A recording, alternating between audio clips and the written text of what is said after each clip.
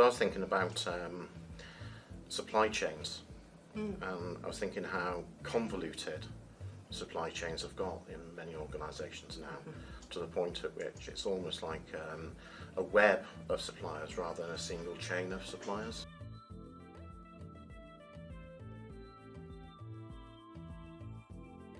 And how well or not organisations are actually doing the assurance of their supply chain to make sure that they're providing the same level of compliance and security as they would expect themselves.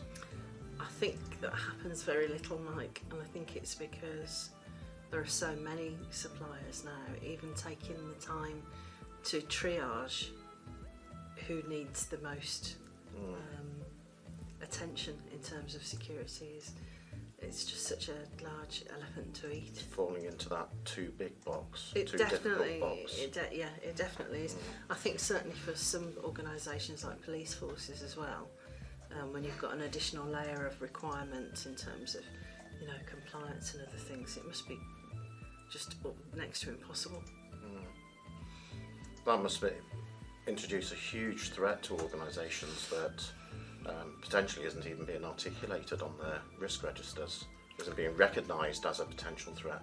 Probably not, because if you're aware of it, actually it's going to be easier to just sort of pretend it's not there and just fight the crocodiles nearest the boat, I think, rather than actually try and get a sort of full-on picture of what the supply chain threat actually looks like. Because the trouble is, once you know about it, you're going to do something about it, aren't you? But if especially with the current data protection regulations, if you haven't done the appropriate things with your supply chain and they have the breach, it's not just them that are going to get into trouble, it's your organisation as well, because you're ultimately, as a data controller, you're in some ways complicit in allowing that breach to happen by not assuring your supply chain. Well, yeah, it's accepting the wrong risk, isn't it?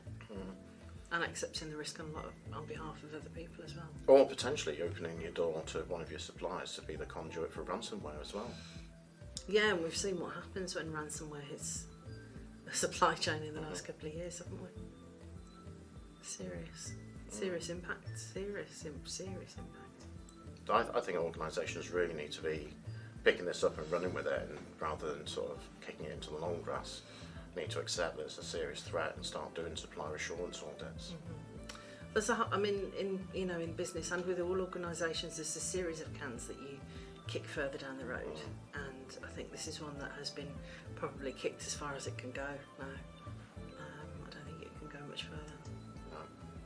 Something has to be done. Supplier assurance audits, I think that's probably going to be one of the big things this next 12 months, really, because if you don't know who's in your supply chain or your supply ecosystem, and you don't know how secure they are, and you don't know who's in their supplier ecosystem, then it's almost has a logarithmic effect of risk, doesn't it?